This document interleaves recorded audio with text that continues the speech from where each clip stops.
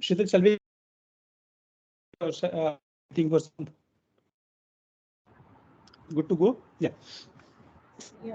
So, good morning, good afternoon. Thank you for joining the 11th talk series. We are now on those. It is a penultimate session for the first phase of talk series.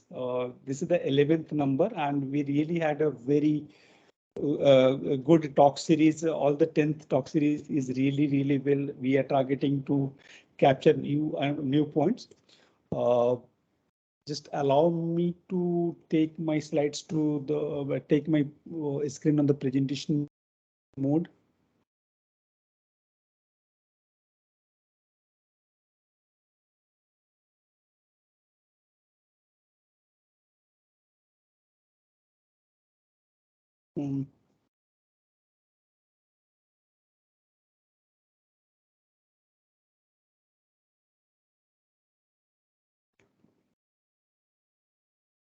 Sorry, just a minute.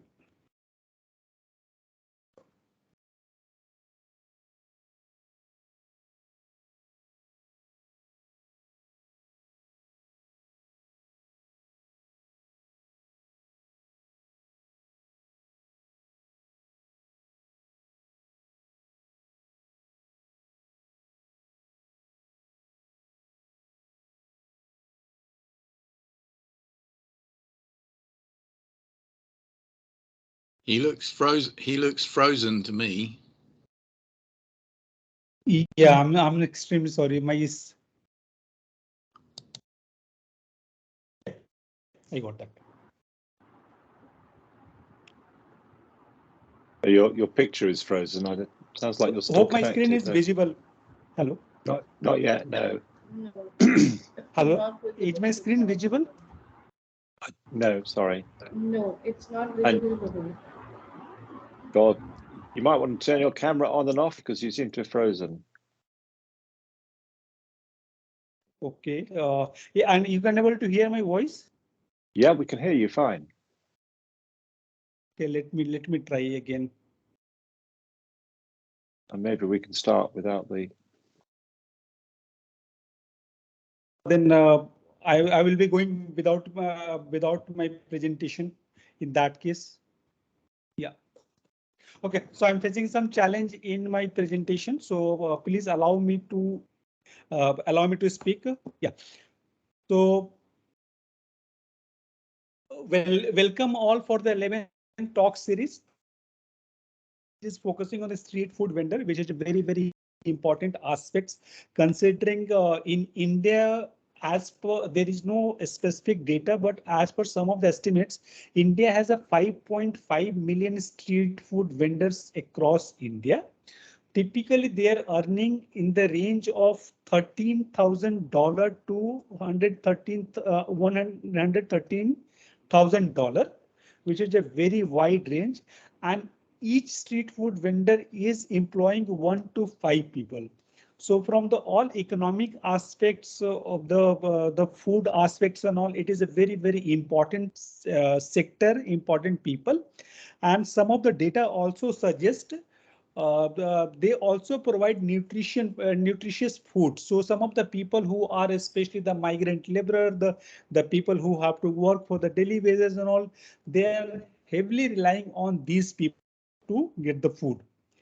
And if I talk about that India transitioning, it is now need of an hour, as we know that we have India has already over 400 gigawatts of installed capacity. Average utilization is around 150 gigawatts and all. So so it is ready that India can actually go ahead, and some of the utilities, we call it discoms, are providing some considering to provide the formal connections. So electricity based cooking is the another aspects where actually we can look into that. And as we know, India has already launched the Go Electric campaign, which is focusing on the promoting the electric cooking and vehicle. Here, I also like to highlight that last year during the pandemic, Government of India has launched a very specific financial support program for the street food vendor called PM Swanidhi. Under the PM Swanidhi, they have given the very small amount, $10,000 in 10,000 rupees in Indian currency to the street food vendor, and to regenerate their livelihoodness and all. This program become really very successful. Then now they have extended to December 2024. So this is the India aspect for the sector. If I move to the next point. Yeah, in a mix program in India, we have actually worked a lot in different domains, right from the policy, right with the manufacturers. We recently concluded the entrepreneurship development program in clean cooking, where we have trained, mentor, and financially supported some of the startup and entrepreneurs. We have did India e-cookbook, where we established that the electric cooking is not costly at all, which is that myth that electric cooking is costly. And we are doing the talk series. This talk series is especially focusing on that, how to regenerate this livelihoodness for the street food vendor. And another important aspects, if these street food vendors are moving to the energy, modern energy-based cooking, some cost may require. So if how the transition is going to be financed, how this transition is going to look like, why ultimately the street food vendor should adopt the clean cooking. These are the aspects which we are going to cover today. We have a wonderful experts sitting here today in a panel discussion. And just one announcement I want to make it here. So in India, we are actually organizing the Modern Energy Cooking Forum 2022 on 23rd of September in New Delhi in person. So people who are interested to join, please join us. This is a very important platform where we are actually talking about how the transition is going to happen. So with this, I'd like to thank you, and passing the mic to Dr. Nick Rosso to take the session from here. Yeah, Dr. Nick. Thank you, Vimal. Yes, so I think Vimal set the scene very well. I'm Nick Rousseau, one of the international liaison managers at the Modern Energy Cooking Services Programme. And what we're trying to do is to harness the knowledge and experience around the world of people who are moving towards clean cooking to support India, but also to support better sharing of insights. So there are particular opportunities in India to support street food vendors in working towards clean cooking. But we have experience on the panel and in our speakers of other locations around the world where similar things are being explored. So what we're going to be doing is hearing from Colm at the Clean Cooking Alliance initially. He'll give a presentation about the research they've done in Haiti, looking at street food vendors and the way in which they operate and the kind of decisions they have to make. And then have a panel discussion where three distinguished experts will give opening statements about their own knowledge and experience in this area, and then open up to a wider debate about kind of the key points and what this means for anyone who is looking to support street vendors in this shift. So first of all, I want to introduce Colm. Colm is a Senior Director of Market Strengthening at the Clean Cooking Alliance. He has expertise in enterprise scaling and partnership ecosystem development and more than 8 years of experience in international development, including projects in sub-Saharan Africa and Asia. Before joining the CCA, he was the energy sector lead at the William Davidson Institute at the University of Michigan, and he managed projects to identify enterprises developing innovative approaches to power generation and use, and connecting them with expertise, knowledge, and tools to develop commercially viable business models. He's got considerable experience both in clean cooking and in the wider development sector. And Colm, would you like to share your slides and talk us through what you found? Sure. Thanks so much, Nick, for the introduction. Let me share my screen here. So you should be able to see that coming up. Great. So what I wanted to do today was share a little bit of the insight that we're generating from some work that we're doing in Haiti, specifically with street vendors as part of a wider program in Haiti, but also as part of a wider initiative at the Clean Cooking Alliance to kind of understand how we can deploy solutions that much more effectively address the needs of end users in clean cooking to massively scale demand and sustained use of clean cooking solutions. So we're taking on some specific efforts to really look at the role of user insight research in creating much greater demand for the types of products and services that the industry that we're aiming to support are providing.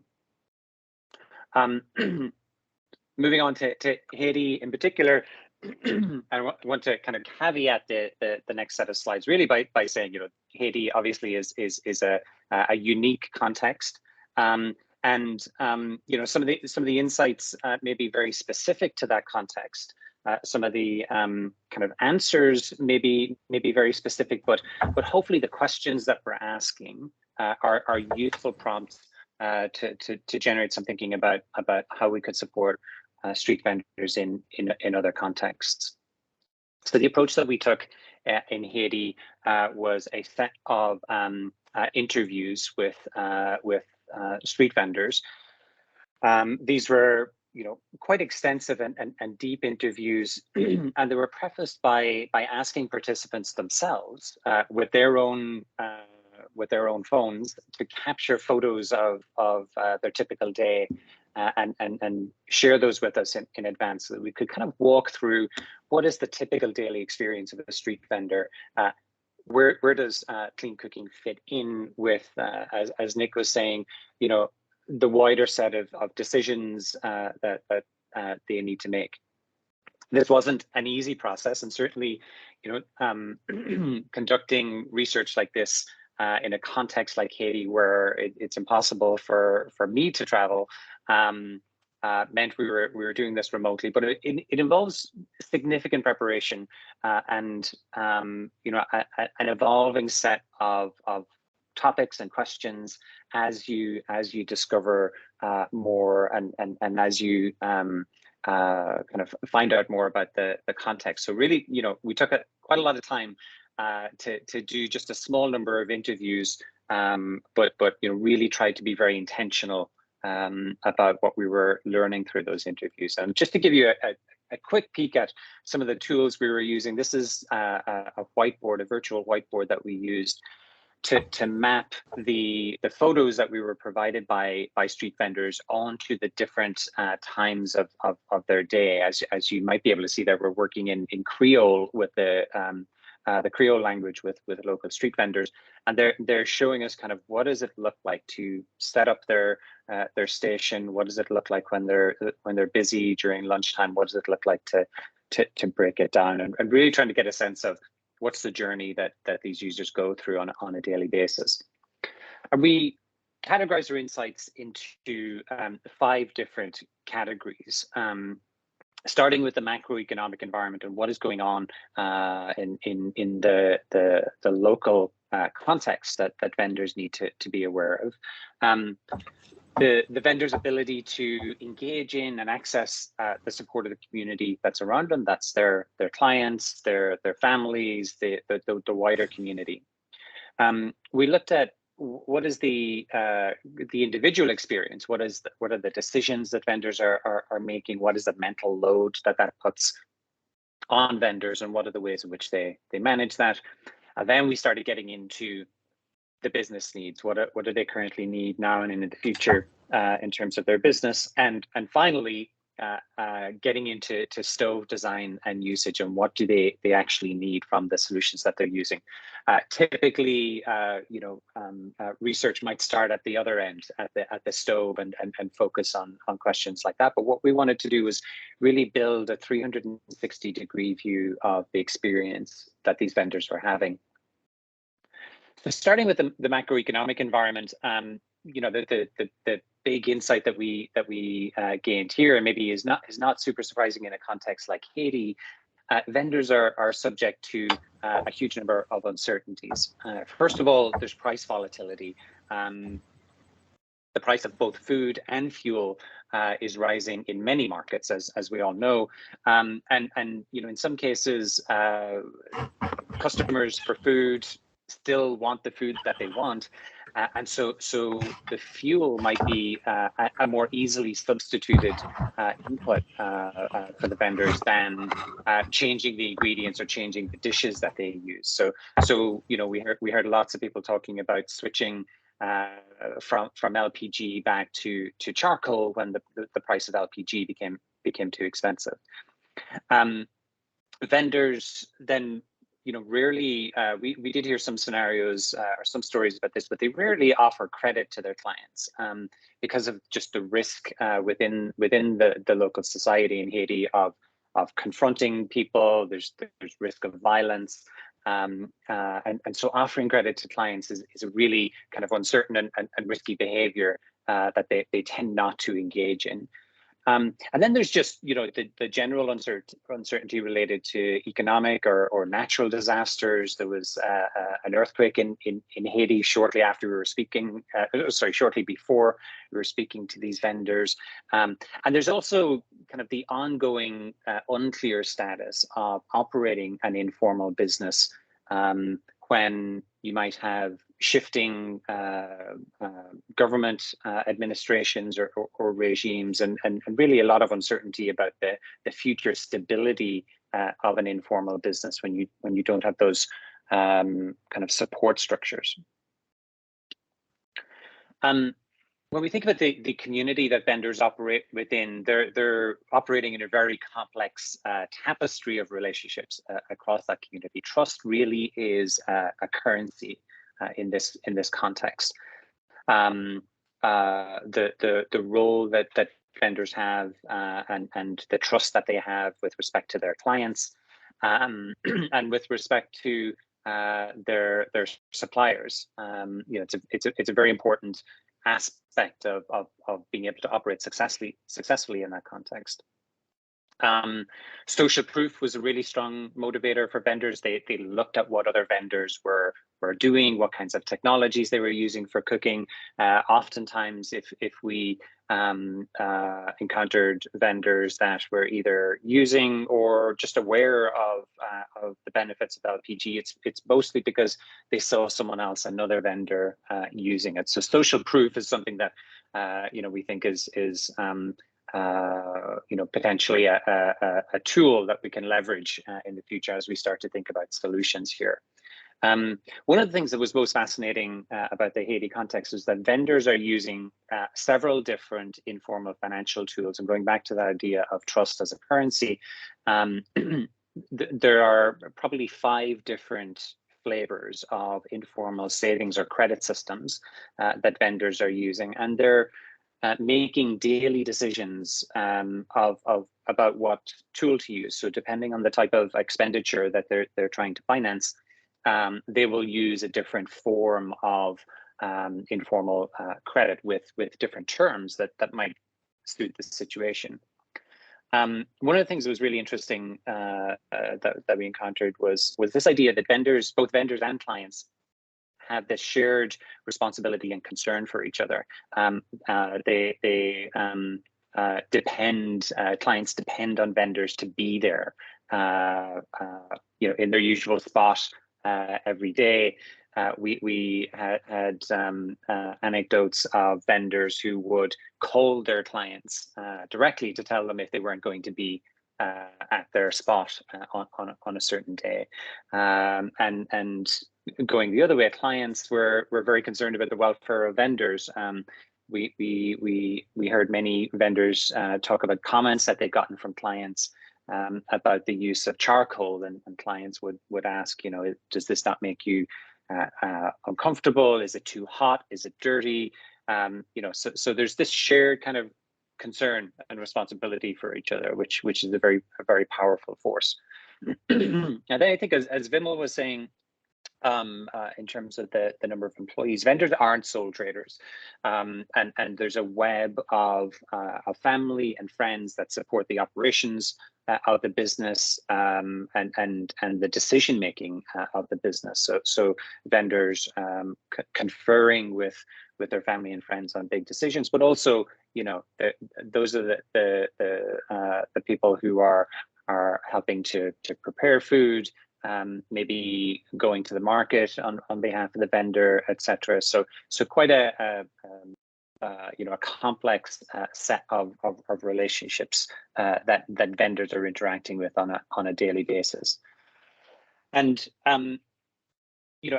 with all of the constraints that vendors are under, one of the things was very, very clear to us is that they're operating constantly within the optimal corner of their solution space. So they're constantly forecasting, planning, problem solving, and adapting. Again, the context in Haiti is changeable day to day. A market might be inaccessible because of demonstrations or because of gang violence, and so it means they have to go to another market, which might mean different ingredients, different dishes that they're cooking. But all of this calculation is happening in a very rapid and a very adaptive way. But it's the experience that vendors have of doing this over years that really enables them to be very intuitive in their decision making. They have an intuition around what is happening in the city, how many people are going to be on the street tomorrow, what is the how much food am I going to have to cook tomorrow based on all of those variables. So a very complex set of decisions that vendors are making.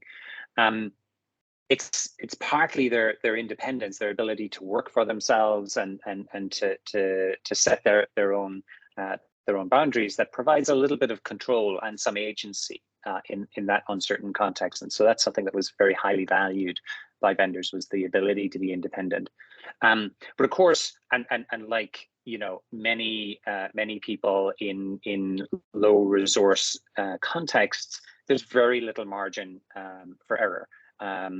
For these vendors, today's revenue is the budget they're going to have tomorrow for fuel, for food, for ingredients, and it's generally not possible to take food that hasn't been sold on one day and sell it the next day. So they really need to be able to keep on top of that. I'll skip forward and just have a couple more slides I wanted to get through. In terms of the business needs, the street vendors are operating under the constraints of competition. Firstly, street vending has very low barriers to entry. The customer really is the king, and vendors are very highly customer centric in terms of the decisions that they make. And one of the things that we heard, which is an interesting insight here, is that dedicated space, the ability to have a dedicated space, provides greater certainty. Often these vendors are operating without that certainty of a dedicated space, but there's limits to how much vendors actually want to formalize their business. As these businesses become more established, more formalized, they become more visible to a government that doesn't necessarily want them on the streets. And so when we think about that motivator for business growth and to get bigger and to serve more customers, etc., it's tempered by the fact that there may be some negatives associated with that growth. And then finally, in terms of the stove, improved cooking technology comes at a cost.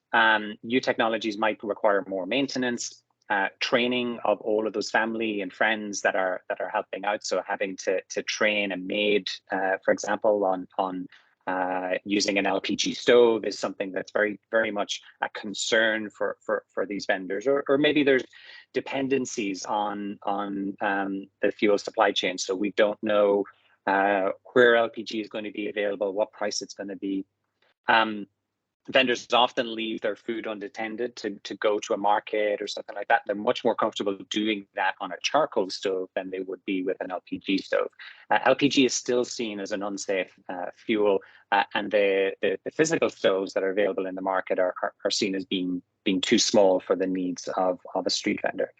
And really, we didn't see a lot of feedback coming from customers about how the fuel or the cooking method influences them. And so one of the hypotheses that we had was, well, if the customers have a desire and a demand for food that's cooked over LPG versus charcoal, that becomes a motivator.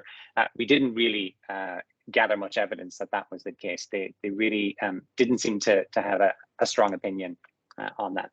So just quickly to give you an idea of next steps, we've generated all of these insights. Our next step is to develop some solutions with the vendors themselves using participatory and open innovation methods that bring these vendors into the co-creation process. We'll be incubating some of those solutions and testing them over the coming months. So this is very much just the first step in this research.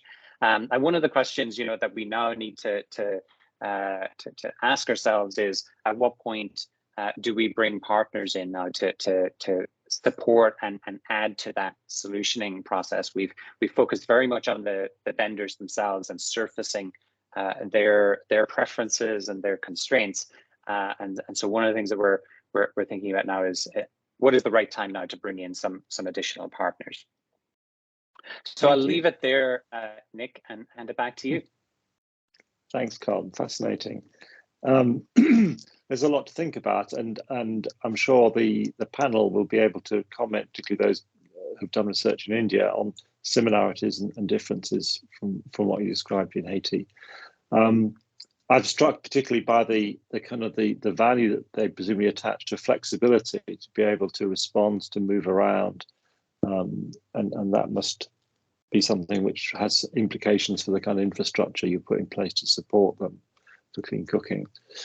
Okay, so we've got 3 panelists now, each bringing a different perspective and insights, and I'm hoping they can each speak for 5-10 minutes, and then we'll open it up.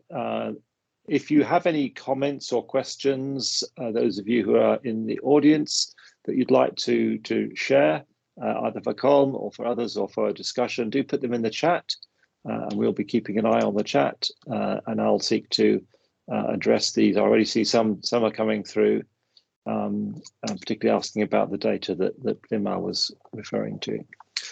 Okay, let's crack on then. So the first panelist is Dr. Simon Batchelor, who's a colleague of mine on the Modern Energy Cooking Programme, and he's the research coordinator for the programme.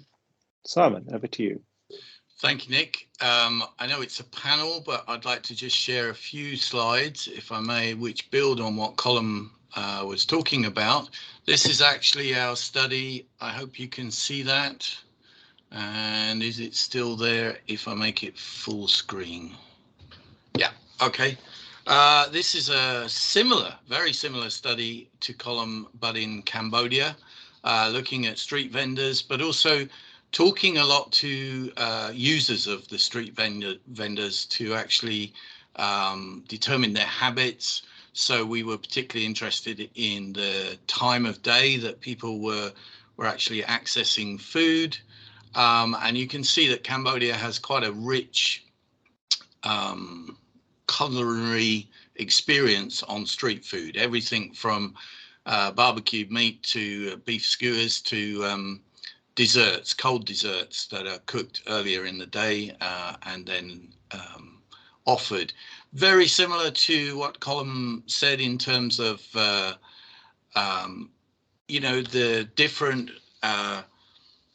different opportunities. Cambodia is perhaps a more stable environment now than Haiti would be. But these are some of the comments from the people purchasing the food. So as we suspected, some people don't have time to cook breakfast, particularly if they're in a full-time job within an urban setting, and they rely on the street vendors to supply. And as Colm said, they need that street vendor to be there at the same time of day and the same place. Otherwise, they might have to skip breakfast. It's interesting here.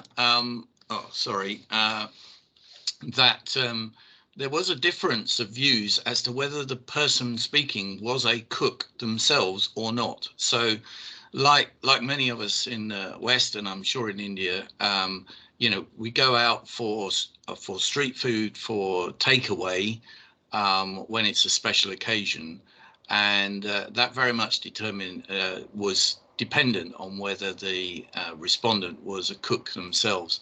And so the Cambodian partner that dealt with this tried to work out some emerging profiles of people who bought street food.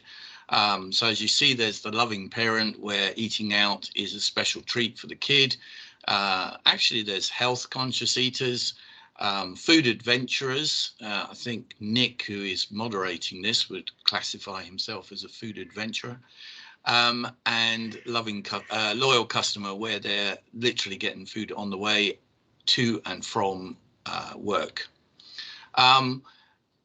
Interesting, Colm said that the interviewees in Haiti, the customers didn't seem particularly aware of whether it was cooked on charcoal and LPG, and that's very much borne out by the Cambodian experience. It all depends on the cleanliness of what they are served. So whether they feel that the food is coming from a clean environment or not.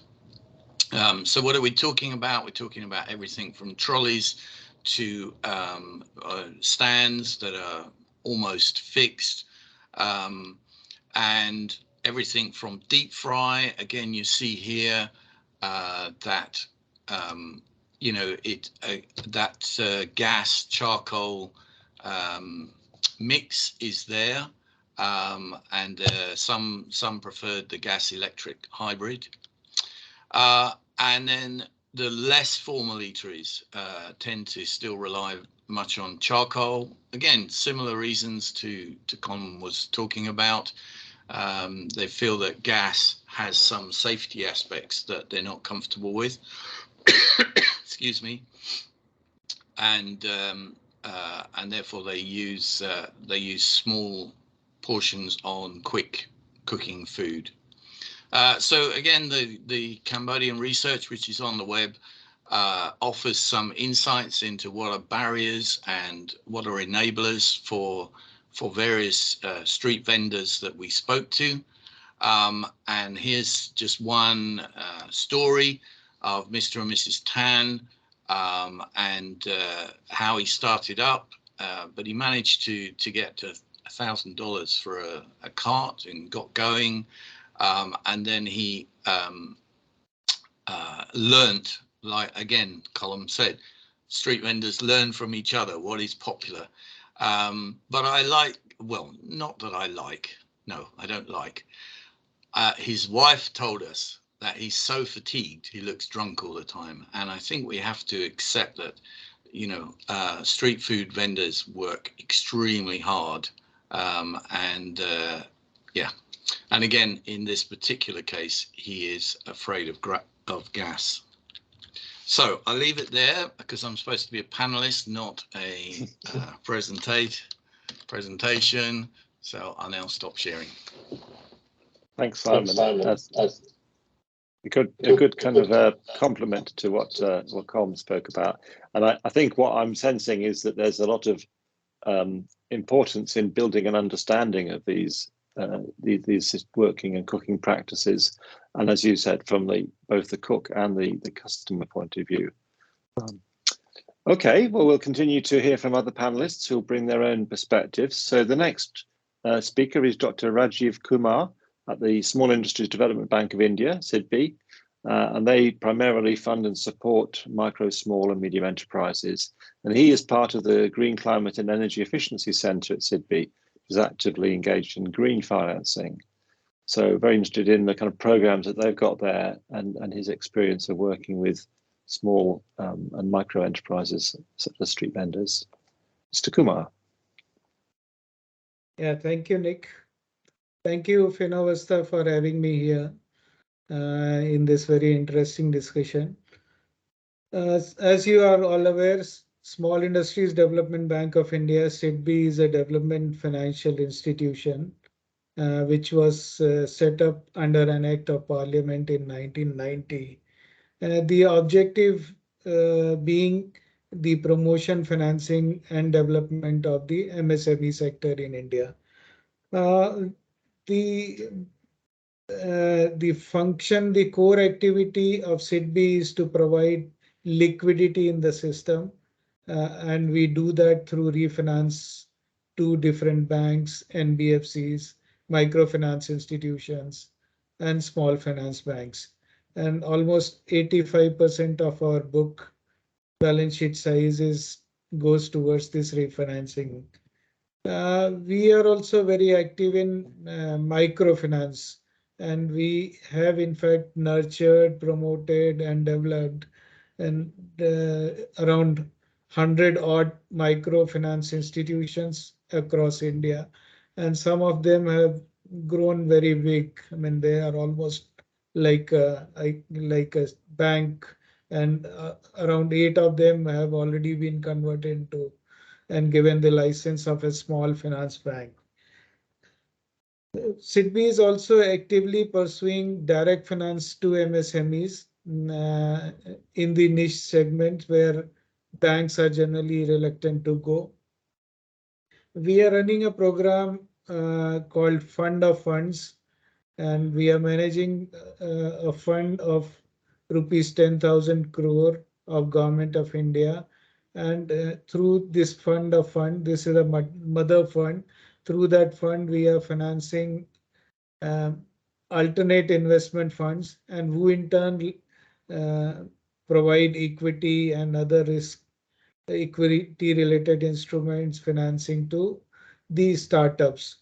And as you all aware, India has become almost a leader in the startup ecosystem in India. Fifth major pillar of SIDBI's operations is promotion and development.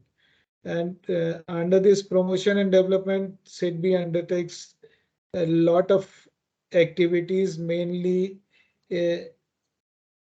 targeted at creating livelihoods, uh, new entrepreneurs, and we are running a program called Swavlamban, Mission Swavlamban. So under that Mission Swavlamban, a lot of activities with regard to training, skilling, and creating new entrepreneurs is happening.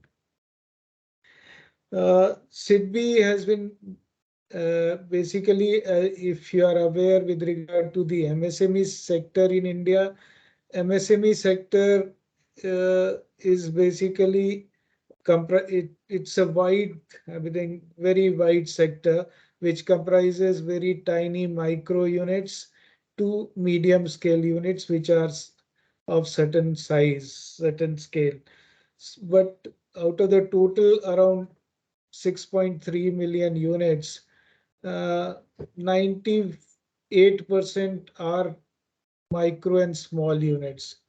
So SIDBI's role is to basically take along these micro and small units together in the path for development, and that's why most of our activities are basically focused towards taking these micro and small units to along. And for that, SIDBI has undertaken number of activities. One of them very important is creation of digital tools for formalizing these micro and small units, who are basically majority of them are still in the informal sector. So SIDBI is now running, along with the Government of India, running a program for formalization of these micro and small units. And we have also digitalized the operations, and we have promoted, basically we have developed a portal called udyamimitra.in. This portal is an end-to-end portal wherein online application can be submitted, and then it can go to the banker and the branch of the choice of the customer, and it is the follow-up monitoring, as well as there is lot of hand-holding tools and agencies which are available on this portal.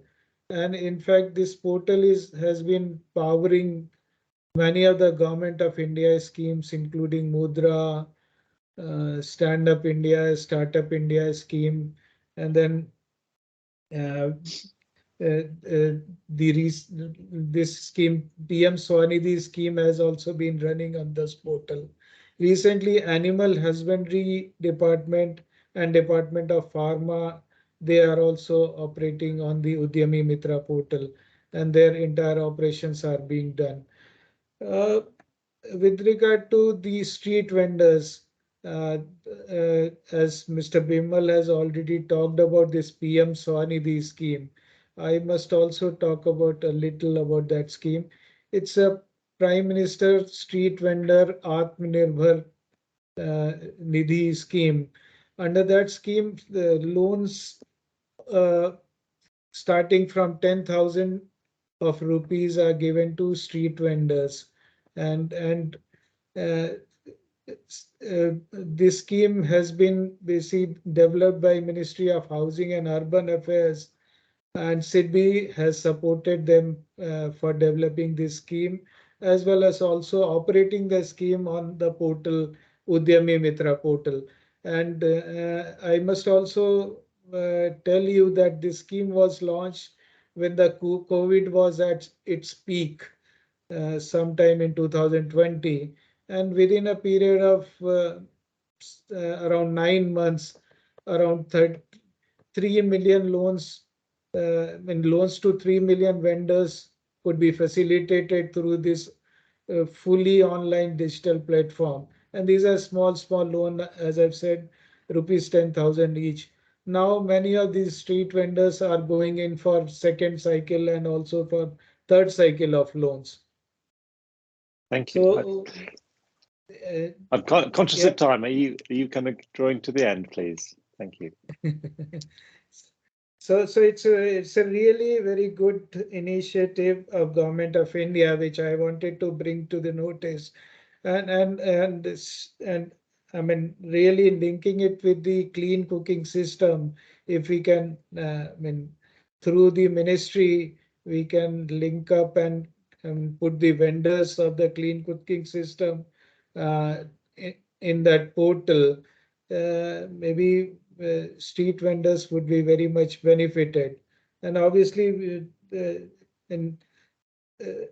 vendors need to be incentivized. We need to create suitable incentives for them to come forward and avail these loans. I mean, already under the scheme, there is an interest subvention of 7%, which is being given by Government of India, and loans are also being guaranteed by CGTMSE, Credit Guarantee Trust for Micro and Small Enterprises, which is an associate of SIDBI. So with that, I will take a pause here and then take on the questions. Thank you. Thank you. Thank you. Thank you, Mr. Kumar. That's really interesting and good to know the support that's being provided for street food vendors and the take-up. I'd be fascinated to know more about the specific purposes that people are applying for loans for. But I think that's an important part of the picture as we're looking to enable people to make these shifts. Being able to kind of take away some of the risk and offer finance is going to be critical. Our last panelist, before we kind of open up for a discussion, is Professor Devdulal Salah, who teaches at the Indian Institute for Science, Education and Research at Mohali. And he is the author of quite a number of publications that are relating to the nature of street food vendors and their lives. In particular, a book called Informal Markets, Livelihoods and Politics, Street Vendors in Urban India. And he's also the co-author of the Financial Inclusion of the Marginalized, Street Vendors in Urban Economy. So very interested in your insights, Professor Saha, regarding street vendors in India. Thank you, Nick. Am I audible? Yeah, okay. Yes. So yeah. I'd like to share the screen and then I'll begin.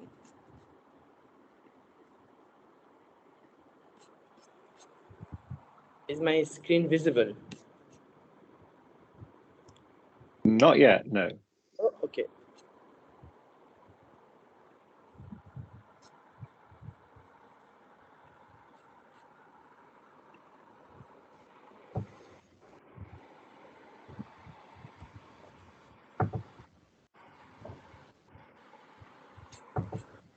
Is it visible now? No, sorry. Oh, that's fine. I think I'll go without Not yet. PowerPoint. Yeah. Okay. I think I'd like to go without my PowerPoint. I can talk. So at the outset, I'd like to thank organizers for inviting me for this interesting session on street food uh, vendors, and especially how they should actually do the business with by using clean energy. So I mean, this is basically based on the research that we had taken up um, long back, like in 2011-12, and then also we revisited in 2014. Then we also did one more round of survey during COVID, especially looking at how the street vendors, they are surviving. So these are the points that we wanted to share with you, that how this especially street food vendors, how they are surviving. So one thing that I'd like to highlight, and also other panelists also mentioned, that street food vendors, actually their number is quite significant. It is more than 60% of the street vendors are actually street food vendors. And when we also did survey, and that survey was for on 2,000 street vendors, and we also found quite significant number of street vendors. So one thing is especially in India, and not only in India, in other developing countries, street food is actually the culture that we have, and people, they actually prefer street food. And when we took interview actually customers, especially when we conducted interviews with customers, it is also reported that customers, they also like street food because it is prepared in front of them. So that is the trust that they build. So this is not the narrative that we got one city or one place. These are the narratives that we got it from across major cities that we consider. Almost 17 cities, all the customers, they also spoke about the same thing. Then one thing that Mr. Vipul mentioned, that street vendors also support in terms of providing food to the other workers or the other poor people in the in the city, and that is true. And we also have found that 30% of the street food vendors, they actually provide foods on the other daily workers, which is very, very significant and also very important aspect. Therefore, this is like kind of I think all of us, we agree that street food vendors, they are quite important part of the city's culture, and also within street vending activities. So now the major question that comes, like how efficiently they should they should produce, and then and within that efficient production, I think what is more important is cost of production, which is also one of the agenda points in our today's discussion. So cost of production, especially for street food vendors, it goes high because I mean significant number of significant amount actually goes towards cooking food, like that processing food, that takes a bit of that becomes more expensive. Street vendors in general, they are very high risk takers because they interact with various stakeholders and bribe, and these are the things that are quite daily affairs. And street food vendors, they are in fact even they face more kind of risk. So one more thing that I would like to highlight, that street vendors, including street food vendors, their work is quite uncertain and very highly risky. Other vendors, when they face eviction, they actually just simply go, but street food vendors, they can't actually run away because all things are there, and then it's very highly risky. So they end up paying more bribe, which I would like to point out. Um, like income, if you look at income, so for street food vendors, their income is almost, we found that almost higher, like 7% higher than the other street vendors. But at the same time, they pay 5% more bribe than other street vendors.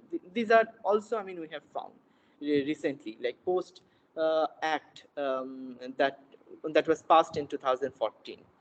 We also have to remember that street food vendors, they hire more number of family family, unpaid family labor or workers, and their working hour actually is more than other street vendors, and that working hours around 2.5 hours is more, because they need to set up early, then they also have to clean before they wind up. So food safety and hygiene, which is one of the concerns that we also have been talking about, and various organizations and institutions, they are actually talking about that, and also about the standard and certifications. Um, there is, I mean, most recently when we interviewed during COVID, all these vendors, and couple of narratives came out from street food vendors that they are also facing competition with other gig workers, like gig economy, especially like after introducing this Swiggy, Zomato, especially from 2015, then street food vendors also faced like little downturn in their business. So I also see this as an opportunity that they also can be linked with the street food vendors, and then their sale, and then there might be increase in their sale. So this is how one can actually imagine about the business model. One thing that we personally observe, so while interacting with street food vendors, is lack of awareness, like how how they actually prepare the food, hygiene part, and also the safety, and and yeah, safety part, like how they have to they have to take care of the entire environment, and also especially they deal with the fire and flame, so that becomes very risky. So that needs kind of capacity building programs that one can actually look at it. So in terms of health related issues, we also have found, like street food vendors, they are specific. I mean, we found that irritations of the eyes, then breathing problem, and then allergic. So these are like more prone to street food vendors as compared to say other vendors. So these are like couple of points that I would like to highlight, since we are given 10 minutes, and we'd like to highlight, in a sense, like when we think about the business model and efficient production within business, I think these are the things are really are very important to take into account, like especially their costing part, and how safe it would be, and there is modern clean energy actually comes into the picture. And that is, I mean, a lot of things that I could not cover, but I already heard from other panelists, like charcoal, that is one of the modes that they use, which is really very risky, and they need to pay bribe more, because civic authorities, especially police, they actually catch them on those grounds. Like you have to pay more because you are dealing more with the fire and safety, and that's how the nexus happens. And these are the true stories across, like in Delhi and in Bombay and Ahmedabad, so and Bangalore. So these are the very specific cases that we have found out. So I'll stop here, and I'll be happy to respond if I get any questions during discussion. Thank you so much. Thank you. No, thank you. That's really helpful, and I think we're getting a lovely breadth of insight, and a lot of common themes I think are coming out. Obviously, the financial aspects, the way that Colm was describing street vendors having a very sort of short-term sort of financial horizon. They kind of what they sell one day is there what they can buy with the next day, and then how that can be supported through loans or through credit is clearly going to be needs to be very sensitive to that. And then this point about risks and how people manage and indeed how people assess risks is going to be a significant factor that people will be mindful of. But I also like the observation about the customer and what they're looking for, and the importance of food that they feel confident to eat safely. It's not going to bring them into harm. As someone who does, as Simon said, like to eat adventurously, I know in India I do have to be particularly careful and be guided by local people who understand what is going to be the safer option. So there's a lot here. It's complex, isn't it? And I think congratulations to Vimal and the team for bringing together some really interesting and diverse speakers. There's been some correspondence on the chat, mainly about sort of particular services and products which people are interested in developing and exploring. So do have a look at the chat. And does anyone have any particular questions they would like to pose to any of the speakers or panelists regarding what they have reported? Just invite any comments on the chat, or if you'll put your hand up. Mr. KK Sinha, you'd like to raise a question? And another question as well. So let's have some questions. Start with Mr. KK Sinha. Yeah, thank you so much. My question is rather an inquiry than a question from Mr. Debulal, who just spoke and gave a very interesting presentation about the work he has done. And do we have any kind of database regarding the street vendors operating in, at least in metro cities across the country? Because see, when you give them any kind of financial help or incentive or benefit, you need to have a kind of KYC, know your customer, which bank requires.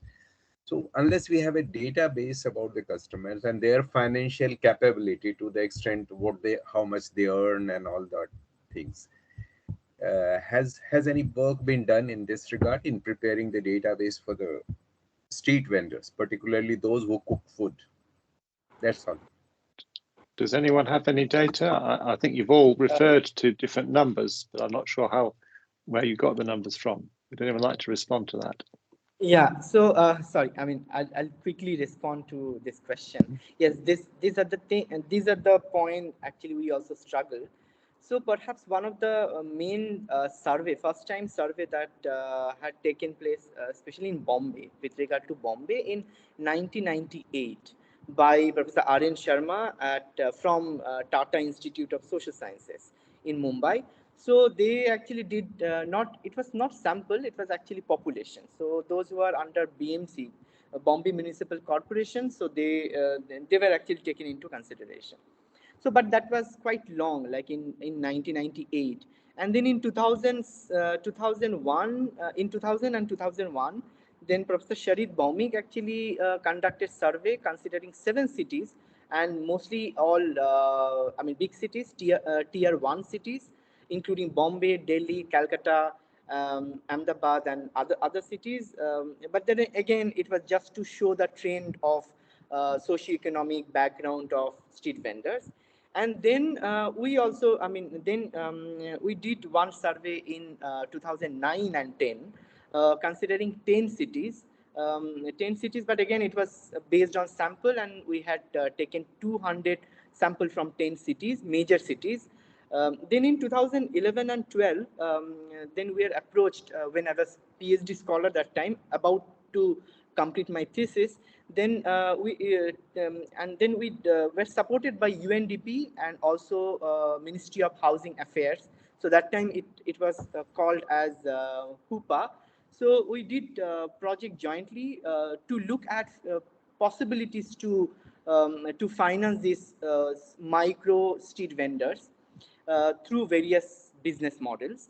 And there we covered around 783, considering 17 cities, just to see how and what are the major issues.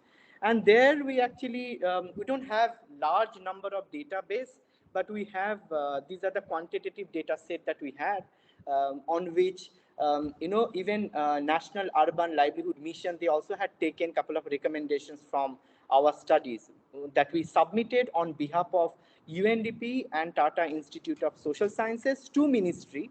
And then we actually were very much actively participated in all the consultations that had happened between 2010 and 2013, just before launching Street Vendors Act.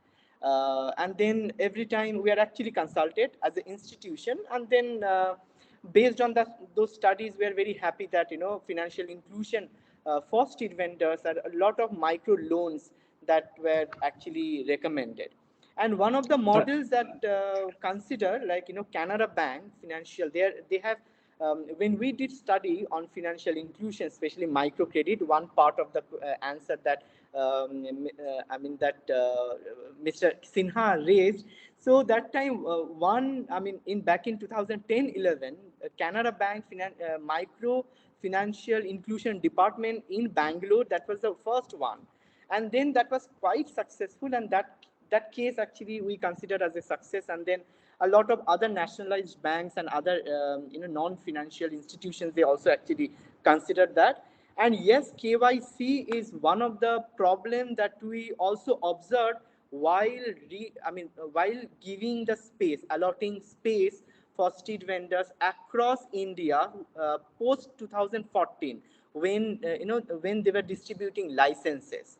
But now Aadhaar card is almost everywhere. I'm going to have to cut you off, I'm afraid, Professor. Yeah. It's you obviously have a wealth of knowledge, and we should certainly keep in touch as the work goes forward. Thank you very much for your knowledge and your inputs. We have another question or a hand raised by Mr. I think it's Mr. Anup Paikare. Would you like to speak? Yes, sir. So my question is that, in your presentation, Com sir, and even Nick sir, you mentioned that the street vendor uses biomass such as charcoal or coal for their cooking tofu. So I was asking that as I'm currently working on a clean cooking stove, which uses biomass such as wood and charcoal. So do you think the biomass burning stove or a clean cooking stoves have a good market in 2022? And can a startup manufacturing this clean cooking stove make profit and sustain for the next 10 years? I'm talking both in terms of the street vendors using them as well as in the domestic purposes.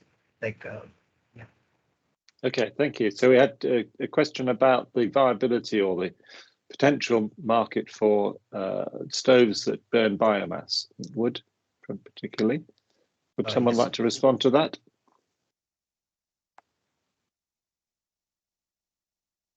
Okay, I think I can respond quickly, Colin. Nick, and yes, Simon provided some response in the chat as well. I think the challenge, especially with a wood burning stove for street vendors, is going to be as Simon said, the smoke and how that might be treated by local authorities, but also the supply chain for wood in an urban setting. I think the supply chains for charcoal are much more robust. So getting access to wood in those urban settings is probably something that's a lot more expensive than even charcoal.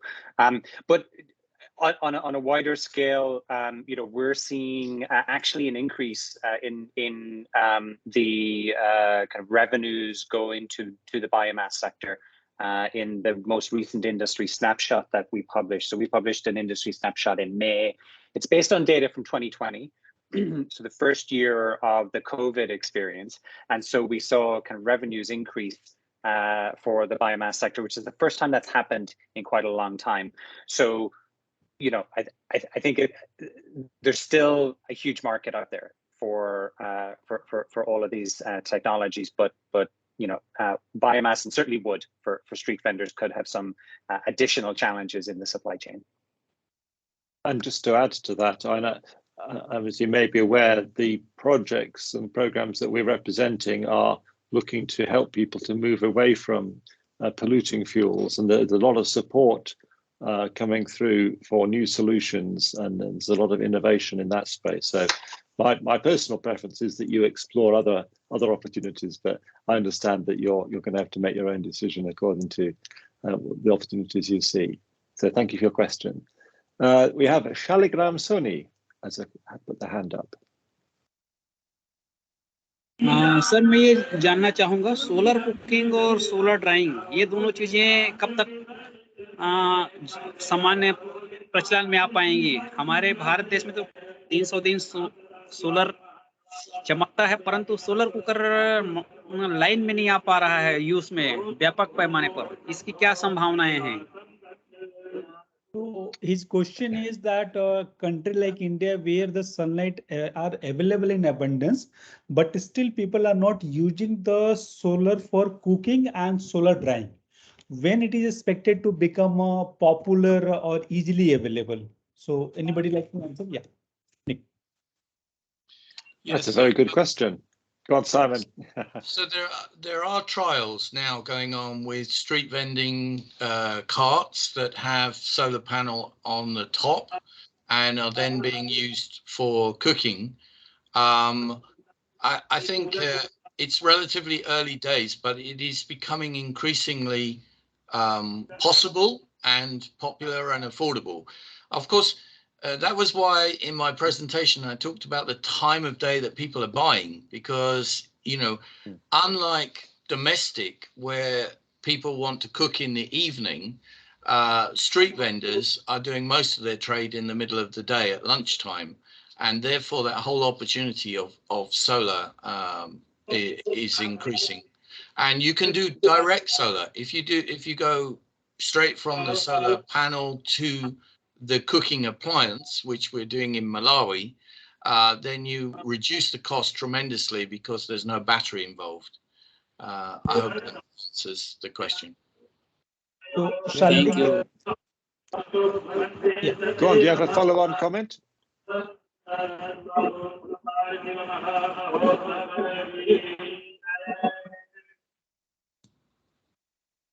I think that's someone in his location, Nick, talking in the background. Okay, I'm not sure if it's a translation of what you were saying. Okay. Yeah, that might have been possible. Yeah. Or Vimal would have to comment. So just Shaligram ये बोल रहे थे कि solar cooking अभी initial stage पे है, but उसको बहुत पॉपुलराइज करा रहे हैं, मलावी में कर रहे हैं, और सोलर कुकिंग सस्ता इसलिए पड़ रहा है कि उनमें बैटरी नहीं है, डायरेक्टली सोलर पैनल से कर रहे हैं, और टाइमिंग बहुत इंपॉर्टेंट है, ड्यूरिंग द सनलाइट, मतलब उनको सनलाइट के समय में वो मिल जाता है. तो होप आप अंडरस्टैंड कर गए इस चीज को. And Nick, one point that a lot of people ask about the data. So my data source of 5.5 million was I have taken from the statement of a minister who actually, and I have posted also on the that web link. So there is no formal data available, like a lot of discussion we had, there is no formal data available. However, there are several estimates like number of SMEs, number of micro entrepreneurs and all.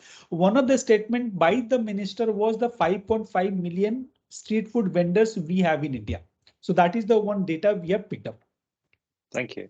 I think I'm coming back to a point that Coleman made in his initial presentation, was the fact that a lot of street food vending is in the informal economy and therefore is not officially recognized or counted, and the reluctance that some have to move into formal arrangements, whether it's getting loans from the banks, and the gentleman, Mr. Kumar, was talking about the government of India desire to formalize arrangements and use access to finance as a vehicle to achieve that. I think there's a big question. It's a bit like, you know, we're trying to introduce clean cooking on the back of electrification.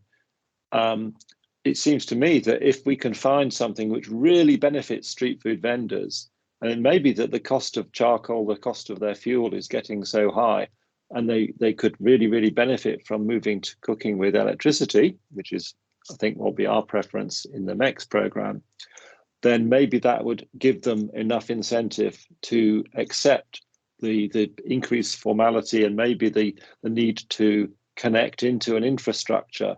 Because in Calcutta, they're wanting to introduce plug-in points that street food vendors can then use so that they can cook with electricity without necessarily having, you know, where they don't necessarily have a direct solar panel available to them. So there's a lot of questions about that whole area of what is it that makes it worth their while to accept a more formal setup, which might restrict their movement and maybe make them more visible to authorities. And that's a big area for consideration. Someone's hand, I think, came up, and I don't know if they've temporarily put it up and taken it down again. We've kind of running towards the end of the time, but I'm very happy to keep the discussion going. If people want to say any more, and Colm, did you want to say any more about that point about the sort of formal, informal mix and how people perceive the value of entering the formal economy and the more formal arrangements?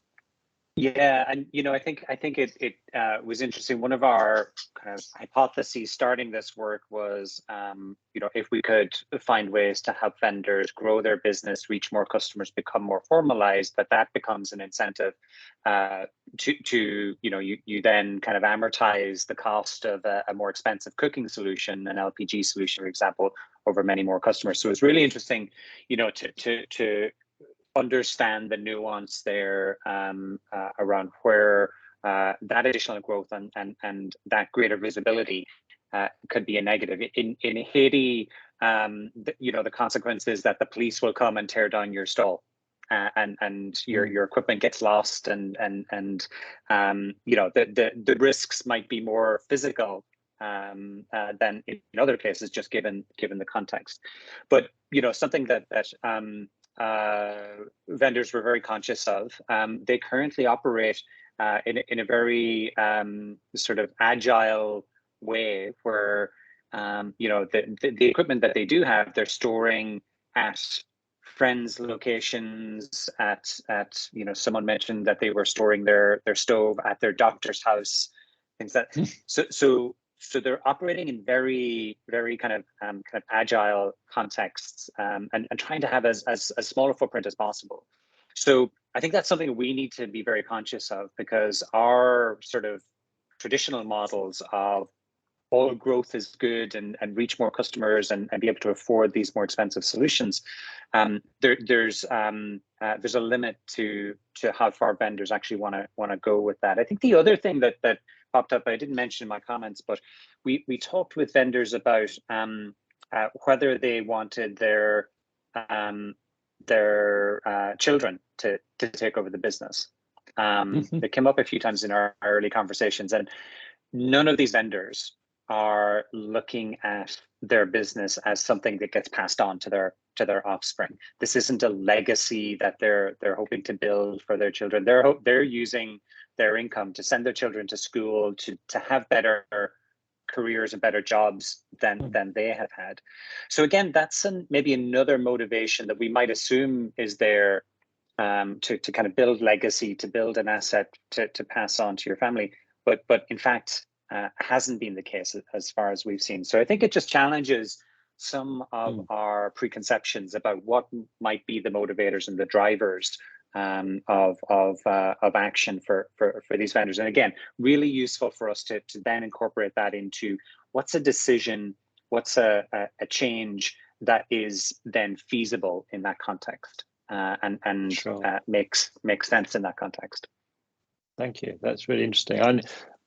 I'm conscious that Professor Sahas wants to respond as well, but I'm reminded that I can't remember who, I think it was Simon, talked about how tired they are at the end of the day and how exhausting it is. And I certainly got that feeling from your presentation as well, Colm, that they're sort of constantly making decisions, thinking, changing, reviewing, and that sort of thing.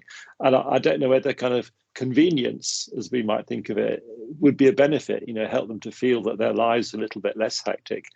And at the same time, they could earn some more money, would be something that might actually be transformational for them. But yeah, different people have different motivations. And anyway, thank you for that. And Professor Saha, you want to make a further comment? Yeah, just one point on the estimation of total vendors in India.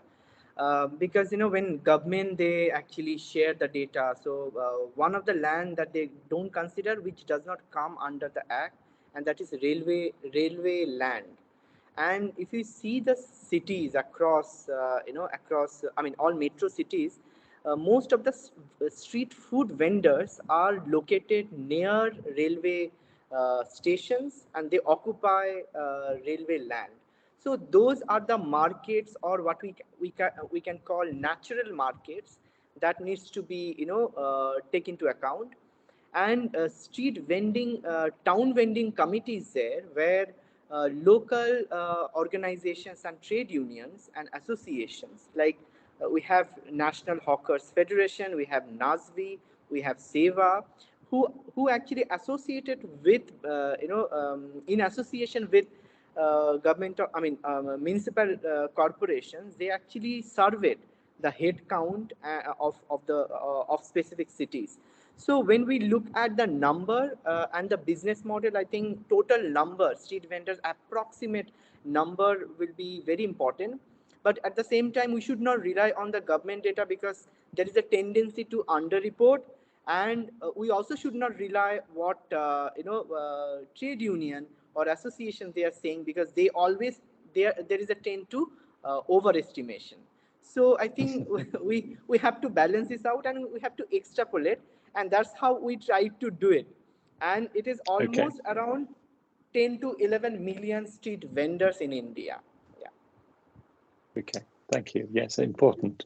As you said, there's a lot of assumptions or estimates that you have to build in.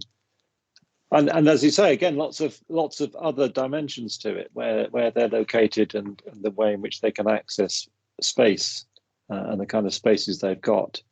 They will be also a driver. And the original starting point for this for us was work that's going on in Calcutta, where the utility there is working with the Chamber of Commerce to look at how street food vendors can be supported to move to cooking with electricity. And they had a very, by all accounts, very successful festival of street food cooking with electricity that they held, and they're going to repeat it again this autumn. And it sounds like it was a great experience for customers and for the vendors alike, that they were able to cook. They learned the different cooking devices quite quickly, and it sounds like it was a great success. Translating that into something that happens ongoing is much more of a challenge, but it gives us some grounds for hope that the kind of the interactions and the cooking itself can be very promising and deliver the kind of experience that everyone's looking for.